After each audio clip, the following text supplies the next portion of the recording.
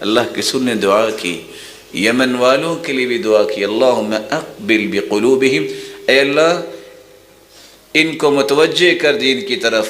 اور یہی وہ لوگ ہیں یمن والے جن نے سب سے پہلے مصافحہ کا رواج جو ہے وہ جاری کیا تھا۔ یہ مصافحہ کرنے والے یمن کے پہلے لوگ تھے۔ رسول اللہ صلی اللہ علیہ وسلم نے فرمایا ما من مسلمین یلتقیان فیتصافحان، جب دو مسلمان مل کے مصافحہ کرتے ہیں، الا غفر لہما قبل ان یتفرقا، دونوں جدا بعد میں ہوتے ہیں، دونوں کے گناہ پہلے معاف ہو چکے ہوتے ہیں۔ لیکن ادب سے گزارش ہے مصافحہ ہی کیا کریں، ملاکمہ نہ کیا کریں۔